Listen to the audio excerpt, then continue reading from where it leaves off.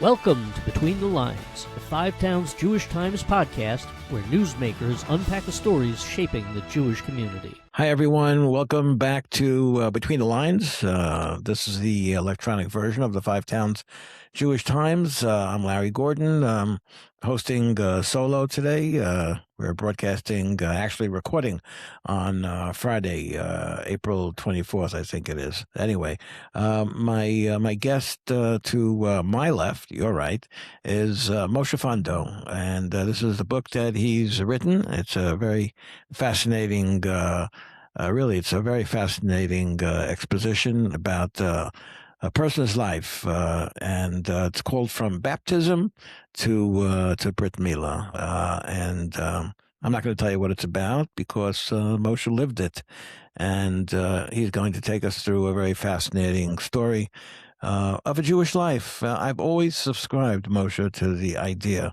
since I started doing this podcast. And actually, really, since I started publishing the Five Towns Jewish Times 26 years ago, that no matter who you meet, if you sit down with them for 10 minutes or 15 minutes or a half hour, you're going to scratch a little half an inch beneath the surface. You're always going to find something fascinating about them and they experienced in their lives or something along those lines. So, I many years ago when I was on the radio in New York, I'm going back to the last century, to the 1980s, I had a guy that I met, and he wrote a book, and the book, he brought me the book to the radio studio one day, which was in New Jersey. The book was called Escape from Jesus. Can you imagine? I said, well, what's this book about? And he told me that he was brought up in a Jewish home, but there was no religion. So since there was no religion in the house, but there were Jews, he had to find something Jewish. So he went ahead and he found Yashka. That's what he found. That's how he practiced his religion. Now, I want to talk to you about the book, From Baptism to Brit Milah, which is, if you're listening and watching, I think you could probably figure out what it's about. But one of the you were brought up in the Soviet Union. What city were you brought up in? I was born in Moscow. Moscow, yeah. The capital of Russia. Right.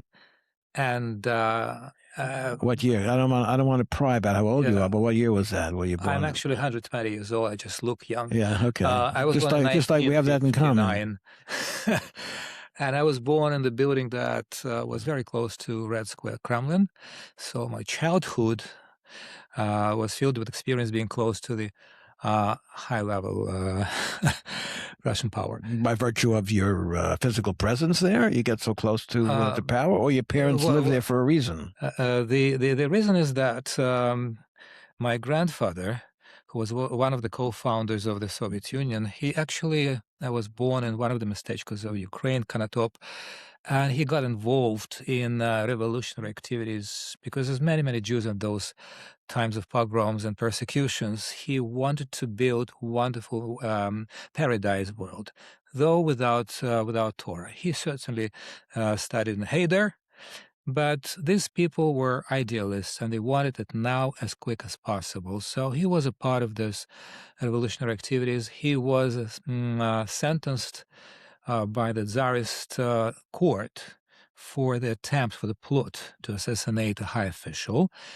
Then he ran away. What was he sentenced to? How long he was sent to exile, which compared to KGB jails was like a paradise. He was teaching there in Siberia and had a very good life.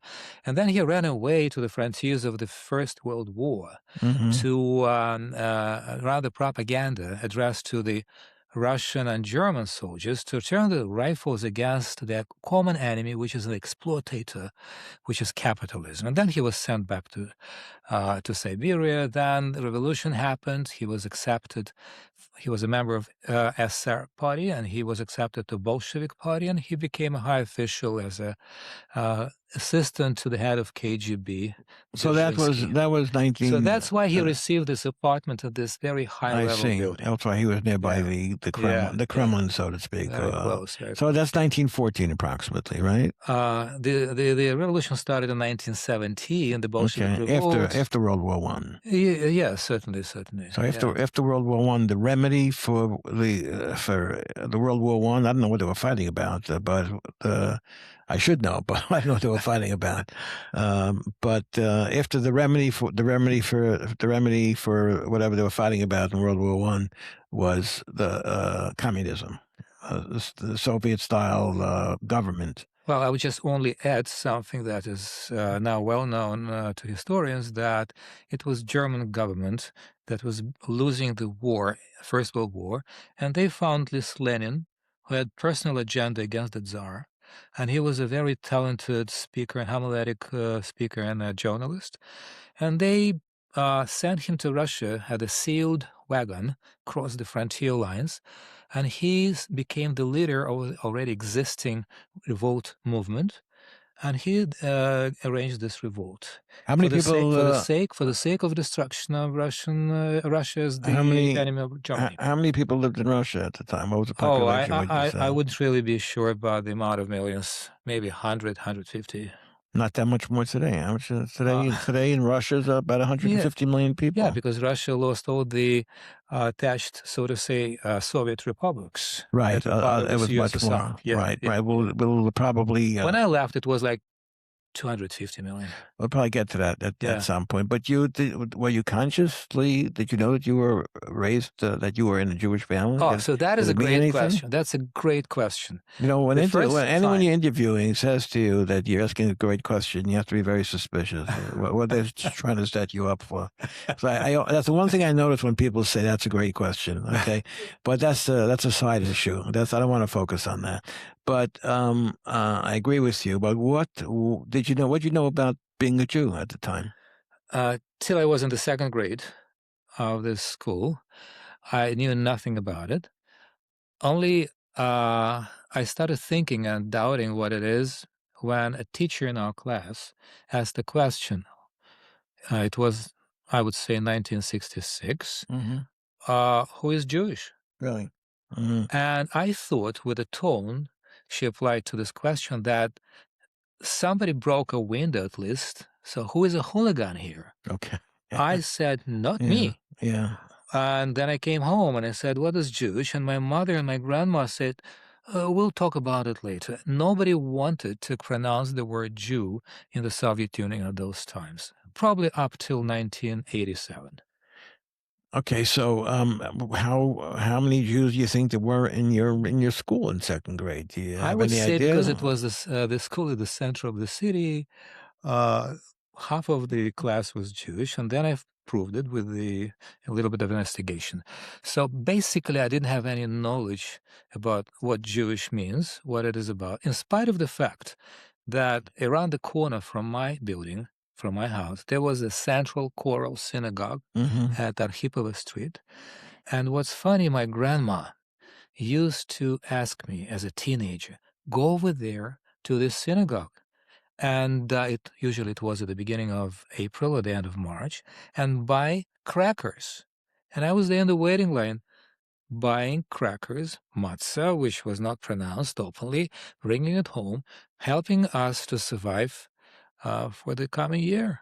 It doesn't spoil. So it wasn't because it was Passover or Pesach time. Nobody dared to do that. Otherwise, you are arrested. So you'd be arrested for practicing any religion or specifically Judaism?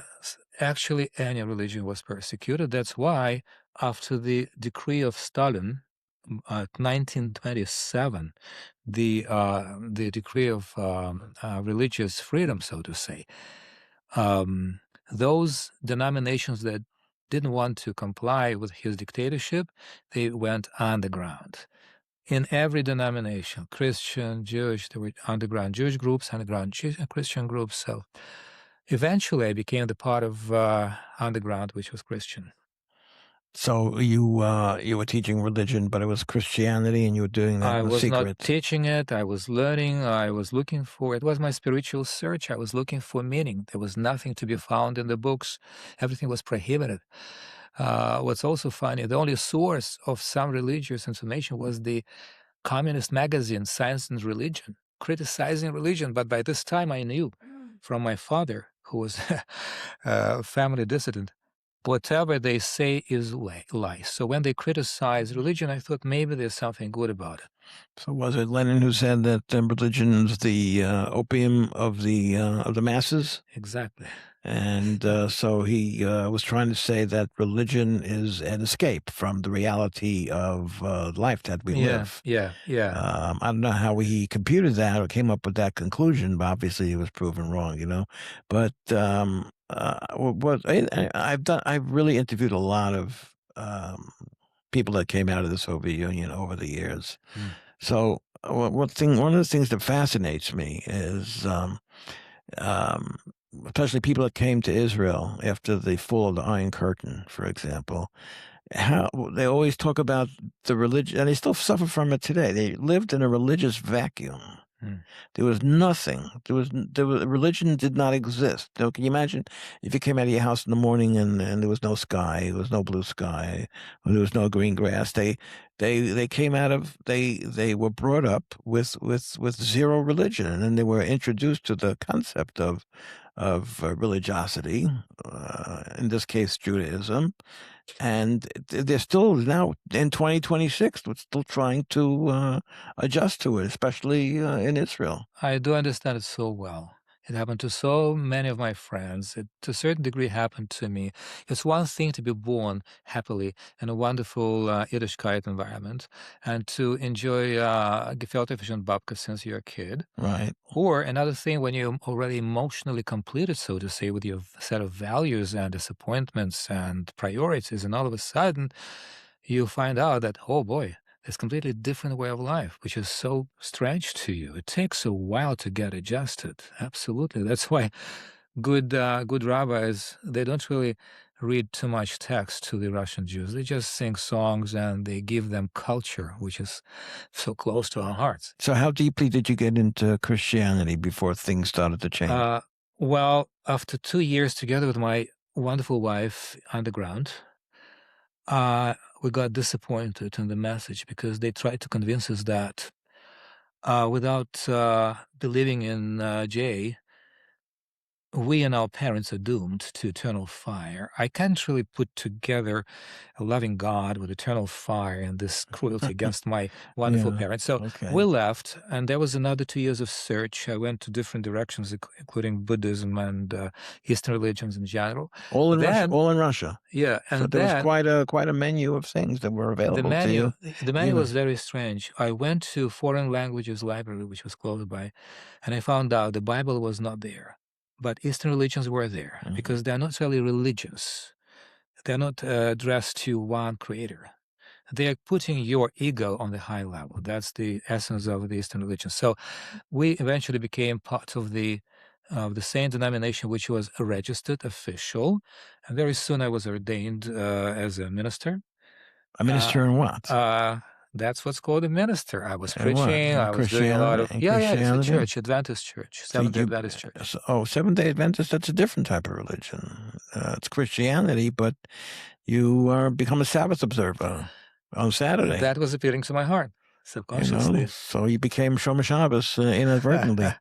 To a certain degree. You didn't even realize it. After coming, I was like a Reformed Jew at that time, driving by public transportation to the church and playing organ and everything, The only question we had, is it possible, permitted to cut cucumbers? After driving by public transportation to the church, we had a question, is it possible permitted to cut cucumbers on Sabbath?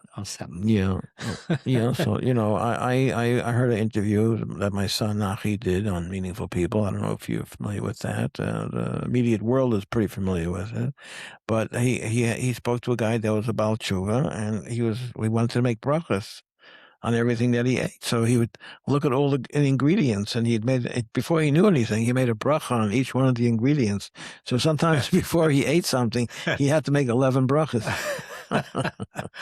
Until someone told him, no, you can make one bracha on the dominant ingredient on the food. Make one bracha on hamotzi or mizonos, that covers everything else. He was trying to figure out what's the bracha on sodium nitrate and what's the bracha on the gum base. He was torturing himself until he figured out what the right bracha was.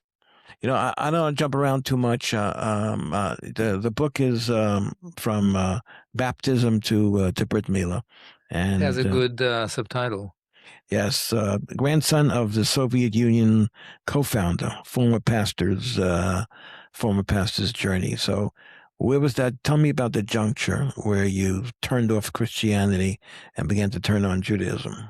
To be honest, I wish I was to a certain degree physically persecuted by my Christian brethren and the anti-Semitic neighbors. However, I was not. Did they know you were Jewish? Did they know you were Jewish? They knew I'm Jewish, and they proudly called me a rabbi when I was in the church. Yeah. But why? Because one Jew stands for 20 non-Jews baptized in the church in Christianity. They value us a lot, really, as a commodity. But most of my controversial thinking was about theology. I couldn't really digest Trinity. I couldn't digest Immaculate Conception, many other things that were so strange to me. And I was asking many questions through years and years. Look, it took a long because I was emotionally involved in all this. I had friends, and these friends went through persecution. They went through jails and gulag. So I really respected them.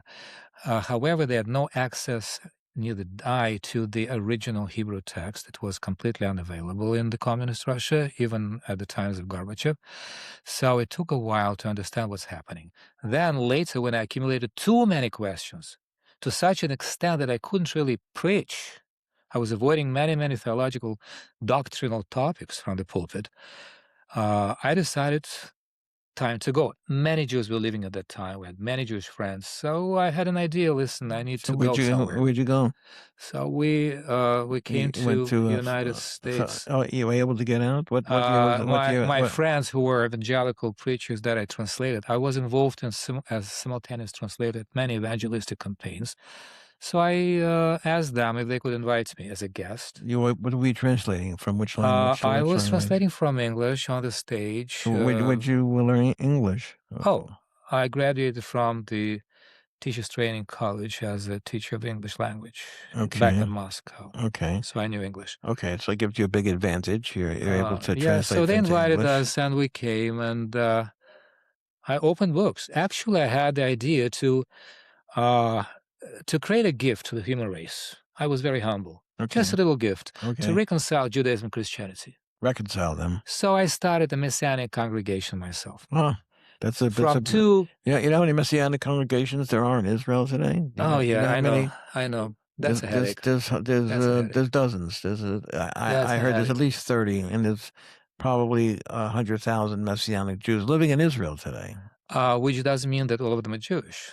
Many of Goyim consider themselves to be Messianic Jews. It's very complex. We have a lot of problems, and no podcast is going to be able to solve all those problems. We could. It's a lifetime work. It's a lifetime, definitely a lifetime work. So you wanted to start a Messianic. It took I'll tell you, it took 9 months for my congregation to grow to the number of 50, and then after opening many texts, and by Hashgacha I met a certain rabbi who is a specialist in Christology, Rabbi Haskelevich from Crown Heights. And, where'd you meet him? I met him at Montgomery, 877. Oh, but you were here already. Yes. I lived on Montgomery Street. All right. 635. All right. I know 877 he completed, 877 is probably by it's across Troy, the street Troy from Avenue. the basketball. By Troy Avenue. I think it's Troy and Schenectady, I think. Yeah. My grandparents lived at 921 Montgomery. So he finalized all my doubts, and he opened MS to me completely. How'd you get to Crown Heights? Well, there was a trip for the pastors of Adventist Church in New York on a cruise ship to Canada, and they were mostly church members. And all of a sudden, surprisingly, I saw a guy with a huge black beard, jeans and sneakers, and a baseball hat and a white shirt. And I approached him because I wanted to talk. I knew he's Jewish right away. And I said, I'm a church pastor and I'm Jewish. I want to talk. Oh yeah. And he said, and he said, you said, believe in Messiah? I said, yeah. I said, me too. Yeah. So let's go and put on the tefillin. Okay. So he connected me Yeah. with this guy. This guy connected me with the Rabbi Heskelevich. We met one night, and it was a wonderful discussion. After which, I came back to my congregation and made a presentation, and I took them. It was Shabbos. We took the cars and we drove to Crown Heights with our talisim. People who saw us, they were That's on the where edge of the shock with the keepers and talisim driving cars. And we started. that's where He the started lectures. He started shiurim, and that's where the transition started. yeah, and most You of my know, guys I think made tshuva. about a year or two ago, I saw a video of Soviet Jews. They were describing how somebody managed to sneak into Russia a picture of the Lubavitcher Rebbe, Menachem Mendel Schneerson. Yeah. And they were describing about what an emotional experience it was for them. It was for them as if the Rebbe himself was coming to Russia. I mean, they talked about how they got dressed in their big day Shabbos and what they would wear Shabbos. They went to the mikveh before they would actually just see the picture of the Rebbe. Someone from, I guess, from Crown Heights managed to sneak in a picture of the Rebbe, and they were going to meet in somebody's house, and they were going to sit at a table, and they were going to look at the picture of the Rebbe. And the Rebbe, this person, maybe it's the person you met, for all I know. I don't remember the names, but you reminded me of the story. The Rebbe wrote a letter to the guy that he knew that the picture was being delivered to, and he signed the letter. The Rebbe signed the letter. See you soon, Grandpa. Yeah, I do remember that. but he took that. This Jew, I don't know his name. I don't know his name, but he took that as the Rebbe saying that you're going to get out soon. You're going to be out of the Soviet Union soon. You're going to be with me in Crown Heights. See you soon, Grandpa. That's all he needed to hear. I'll tell you, if not for a Rebbe, I would probably never do that, what I did. Because, and I'm so sad. Well, it's a shkacha practice, but I'm sad that I've never met him. I made tshuva at the end of 1994. 1994, you just missed it. Yeah, by a few months. But my whole path started with the book of Tanya. And if not for Tanya, I probably would never make it so far. And the image of Rabbi and the stories about the Rabbi and his influence, and I feel his presence, it's beyond any description for me. I grew up in Crown Heights with the Rebbe. I didn't take enough advantage of it. I almost have like the opposite story of you. You didn't have the opportunity. I had the opportunity, but didn't really take it to the extent that I should have. For whatever reason, a combination of reasons. You know, my father also came from, he was born in Belarus and came here as a teenager. You know, so everybody has their family stories. But I was a kid on Kingston Avenue, and the Rebbe used to walk by on Shabbos to go visit his mother at her house, and for me to see the Rebbe walk by and then walk back, it was like watching the sun come up and the sun come down. So I just saw him all the time. But when I heard the story about how these men, they got dressed in their kapotas and their best white shirts, of course they were going to see a picture of the Rebbe, and what an emotional experience it was for them. And don't forget, it was underground, and they were risking their life. That's right. That's right. They were risking their life, and of course, you know the story of Meir Futerfas, right? Oh, sure. Meir Futerfas, I love telling the story about when he was exiled. They found him teaching Torah on the ground, and they exiled him to Siberia. And it was a 36-hour train ride to Siberia. And they said to him, the people said to him once he came to America, he said, Reb Meir, what, you were on a train for 36 hours and you were blindfolded for the whole 36 hours. They brought you to the freezing Siberia. What was your first thought when you got to Siberia? He said, well, I took off the blindfold. and it looked like it was time for mincha, so I davened mincha. That surmises for me everything it He is was to know outstanding. about Jewish life. But what's it like to be raised in a religious vacuum where there's no what did they emphasize? What was valuable? Money? What was valuable? Money, working for the country, what do they value here? Relationships with parents, driving a nice car. Well, it couldn't have been money. Well, certainly we're not talking here in the Soviet Union about driving nice cars. It was completely impossible in most of the cases. My father was studying for 10, 15 years to get a car. But the main thing that was It used really to be like moving that. me. It used to be like that in Israel. You had to wait 10 years to get a telephone. Right. My main motivation was I was not satisfied. I was empty in my soul. When I was 15, 16, this wonderful, precious age when you start thinking about the meaning and sense and the purpose, there was nothing around. There were big slogans in the streets, on this gray, gloomy streets. Party is our hero, party is our conscience, party is our brain and intellect. Everything is about party. And after Khrushchev left the rulership with Brezhnev, it was full of hypocrisy in the country. The morality was on the very low level. It was all about lie and stealing. So there were no signs of anything noble and ideal. And that's why I started to look for it. And that's why I was asking questions to my mother, to which my mom said, "You're talking about God? Are you the same Meshuggah as your grandfather? You know what happened to him after all his search? You know how he ended? You want the same?" And she was scared to death, especially when we were together with my wife underground. She wasn't sleeping. She knew what KGB is about. What happened to your grandfather at the end?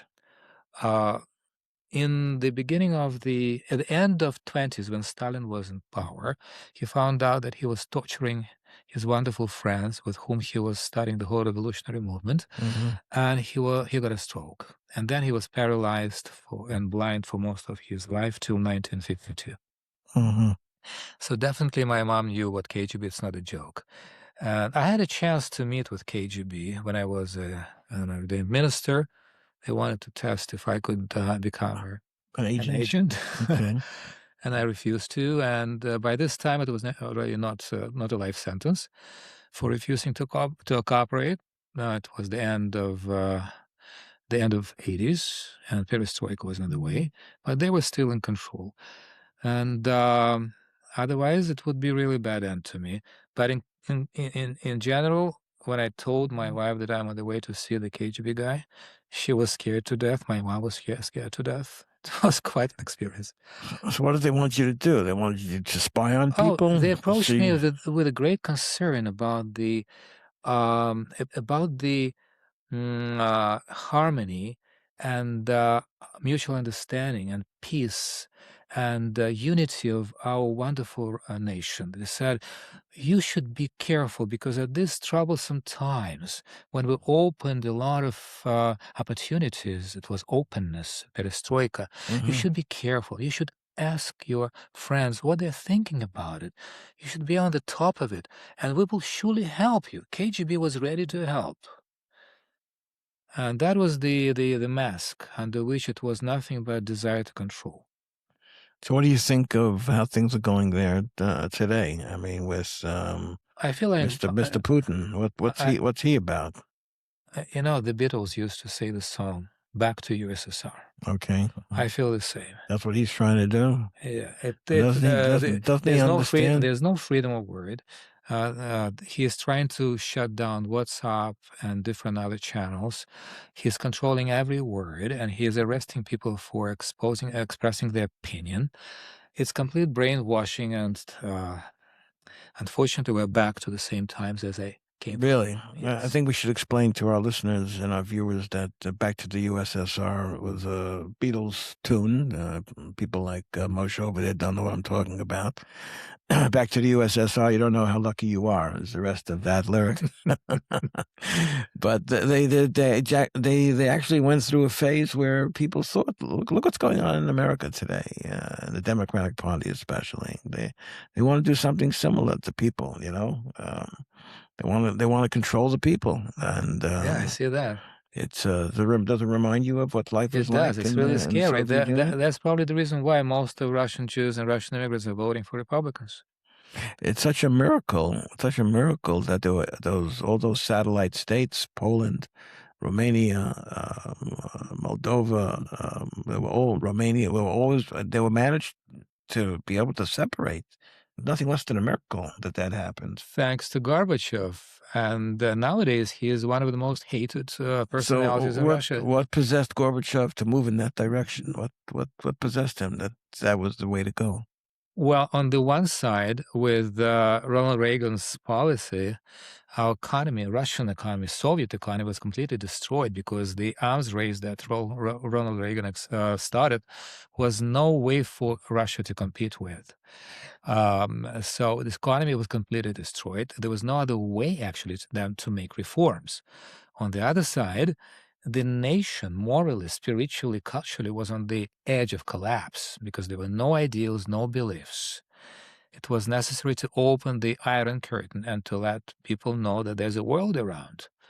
And that's one of the reasons. And certainly, destroying the empire of evil was a great blessing to to the people of this empire. Baruch Hashem. Have you been back to Russia? Only once to bury my father. Your In father 2004. never left Russia. They were divorced. He didn't want to You go. didn't want to go. And your mother? My mother, Baruch Hashem, she was here, and she was so happy to see this. As she was saying, in the morning, she was at Brighton Beach. I opened the windows, and I see these wonderful Jewish boys in their black hats walking around freely. You know, in the olden days, in the 80s, in the 90s, before the internet was a source of news, before social media was a source of news. So we used to get the New York Times delivered to the house every day, and that was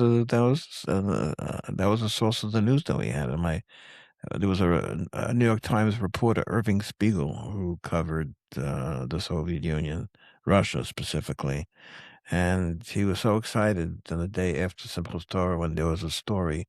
The Jews had gathered at the Moscow synagogue on Simchas Torah. I mean, was that something within that you participated in? I was there as a teen, living close by to the synagogue. On Simchat Torah, there were crowds of people. Most of them were outside. Nobody actually knew what's happening inside. They were not involved in. Why did they come? And, They were the boys came coming to meet to- girls, social reasons. Yeah, very close. They were making. It was matchmaking. And the police was directing all the traffic through this one narrow street, Arkhipov, now it's called Spaso Glinishevsky. Would never try to repeat it. And there was it was very dangerous to be on the street. And they were arresting people. There were cameras. Every second one was a KGB agent. And still people were coming to see each other, to communicate, to be together, to feel Jewish. Why Dafka? Why on Simchas Torah? What did they know? Because people are coming together. What did they know about Simchas Torah? They knew that other people are going to be there. That was the only thing that attracted them. It's a miracle. They wanted to be there on Simchat Torah and also on Purim. As we know, when Mashiach comes, there were only 2 Yom Tovs left, Simchat Torah and Purim. And Purim, of course. That's so tell me, the book is called From Baptism to Brit Milah. So I'm assuming you were baptized as a young child, as a baby. No. I baptized when I was in the official church in the Baptisteria in the center of Moscow in this building. How old were you? It was in 1987, I guess. So you were almost 30 years old, 27 years old? Yeah. What possessed you to be baptized at that point? Because I was in the part of this Christian congregation. I wanted to be closer to God, and I followed the rituals. And the Brit Milah, when did that happen? Oh, Brit Milah. It's a little bit more traumatic. Yeah, it is a little bit, but I didn't care, actually. And when I made Shuvah, I understood I need to have Brit Milah. And I went to the organization at Coney Island in Brooklyn, which is Sharashim, led by Rabbi Itzhak Amnonov. And I spoke with the people there, and they say, yeah, we have a wonderful moho. And It was Robert Fisher. I came there, and I was on the table. He started making jokes with me to make me really take it easy. My Rav, Rabbi Haskellevich, came later. He was a bit late. And he asked me, so what name do you want to take? Leib? I said, no, Moshe. Yeah. I said, why Moshe? I said, well, because Moshe brought his people from Mitzrayim, and I hope to do the same with the Jews, to bring some of them from Mitzrayim of Christianity. It doesn't, wait, so you're not considered a ger, you're considered a chozer b'tshuva, right? So you don't take the name Avraham. That's for a convert. Yes. So right. when you're do tshuva, when you're Baal tshuva, you get to pick you get more freedom. You get to pick a name. So it's a very, very beautiful picture on the cover. Is that's a drawing or that's a photograph? Well, I use some AI to put it together. A little bit of AI. And my friend in the neighborhood who is a designer. I was away for Pesach, and we would be in the shul. I davened in the Chabad shul in Orlando, Florida, and there was a Sefer Torah just like this. Oh, really? It was very brown parchment. Wow. So I had an aliyah at one point, and I said to the gabbai, I said, "Is this very, very old Sefer Torah that it's this color?" He said to me, "No, it's made from deer skin." Oh, wow. Can you imagine that? And that's the color of a deer. So if you see a very brown color kind of Sefer Torah, it's a possibility. It's a possibility that it's 100 years old. Okay, that's a possibility, but it's also more likely that it's from a deer. The main thing that we're eternal. Yes, the absolutely. Torah is eternal. So are you?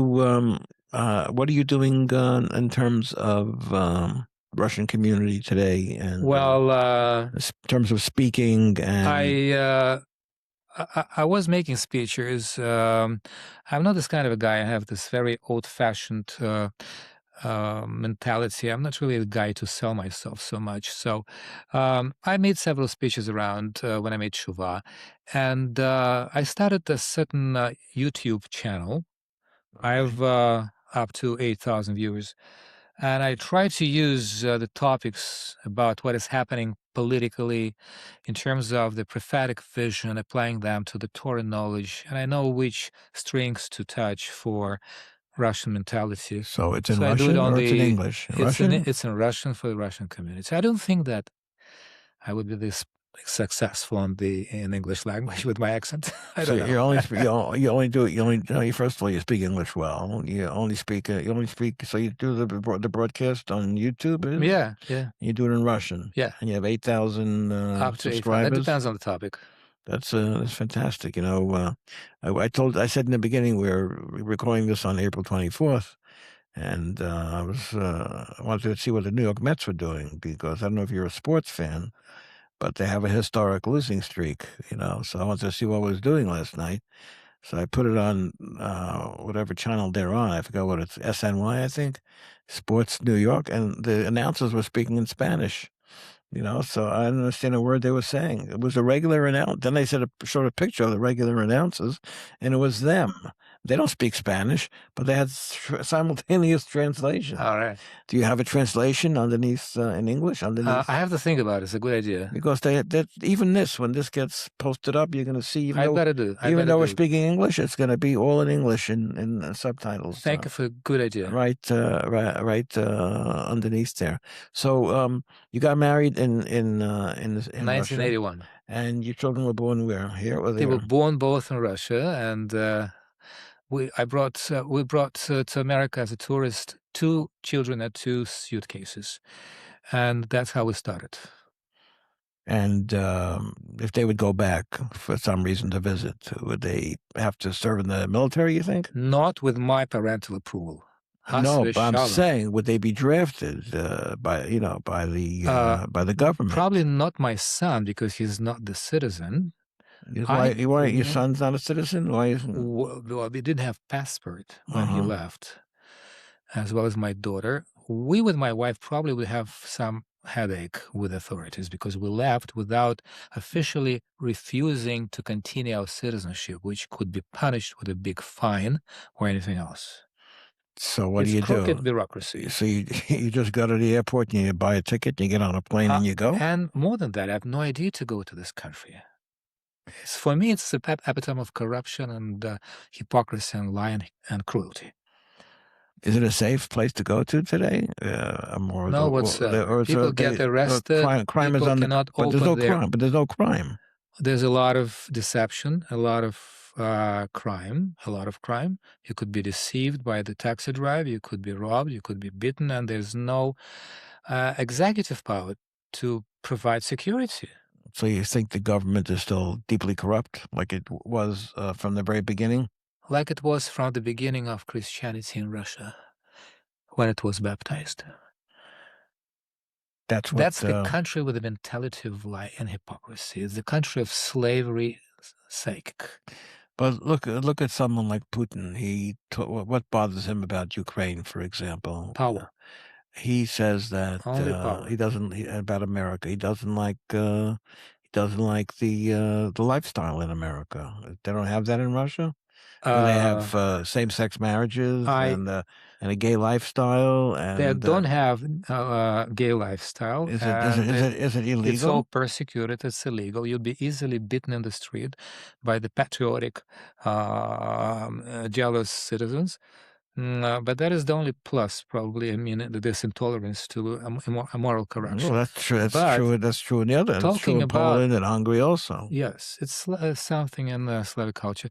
But talking about justice or progress or improving the lifestyle, probably 5% of Russian citizens have money to live comfortably. The rest, they're very poor. The countryside villages, they all have destroyed. And Putin, in his motivation in fight against Ukraine, is moved only by one idea: to preserve the power. If he finishes the war, he will lose the power and probably will be assassinated. So it's not about benefit for anybody. It's only about him. But he's not lasting forever. Doesn't he realize that? He's about 71 or 72 years old. Who's next in line? What happens? The whole place is going to fall apart? Let's hope for the best. He's not living forever. We know that for sure. Let's hope for the best. I mean, Donald Trump is probably living forever. So far, he destroyed and he killed all his opponents, political opponents. Yeah. So those who are silent, some of them probably could really become a good leader, but we never know so far. The book again is called From Baptism to Brit Milah, and we're talking with Moshe Fundo. Are you studying, or did you study to become a rabbi? I wanted to go to yeshiva because you did study to become a minister. In all fairness, I self-studied to be a minister. I learned a lot myself. There were no colleges in Russia about that. They invited me in my church here in America to be a student at Andrews University, which I rejected. I was already in the midst of different doubts about theology, Christian theology. When I made Shuvah, I had a question, and I asked the rabbi, and I opened Igros Kodesh. Okay. Which I did, and he said, in your situation, when you're making a tzitz b'Mitzrayim, and I was shocked with this phrase. Wow, he knows that. It's I think that's the best way to you is to find parnasa and take care about your family and do the kiruf, which I've been doing. What you've been doing. So our guest has been Moshe Fundo, and this is the book, and it's available on Amazon, right? Yeah. You can go on Amazon right now, and Amazon Kindle. Kindle? Mm-hmm. That's the book platform. So that means you get an electronic version of the book? And also electronic is available. But you could also print. Can you print it? Paper cover, printed on demand. Printed on demand. That's a great thing. That's a great service that Amazon does. So it's From Baptism to Brit Milah.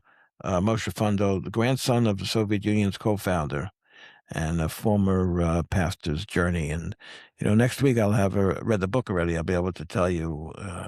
But I'm sure it's a fascinating story because you're a fascinating individual. And it's mind-boggling what one person can experience and endure in their lifetime. I'm surprised myself. If you told me to read the book, I would never believe it. It was not myself, because it was so much of hashgacha pratis, incredible hand of God all the time. But this was God's plan for you from the Yeah, Baruch Hashem. so you have a lot that when you think back to the olden days, you have a lot to think about what could have been, Yes, what might have been. sure. All right, so that's Even I'll tell you honestly. Now, just recently, my son Levi, my grandson Levi, put on the tefillin first time. Went to the Ohel, right. and I was looking at all this happening, and I told my son, Mendel, I can't believe it. I am still looking at it from the perspective of when I was back in Russia. Could I imagine that my grandchildren would be in yeshivas and my children would be in Yiddishkeit? It looks like a miracle to me till now. Listen, you know what? It's exactly your experience and the experience of the Jewish community in general that troubles the world so much. Jewish survival is what they think, considering what we have been through as a people. Yeah. My grandparents, my parents, your parents and grandparents, that what kind of people could endure that kind of experience and still, be there. around? So it has to be siyata d'shmaya. It has to be with the. Isn't that exactly the question that one of the British kings asked his Jewish council? What's the proof of God? And he said, Jews, Your Majesty, Jews, they're still there. That's right. That's That amazing cannot be thing. explained logically.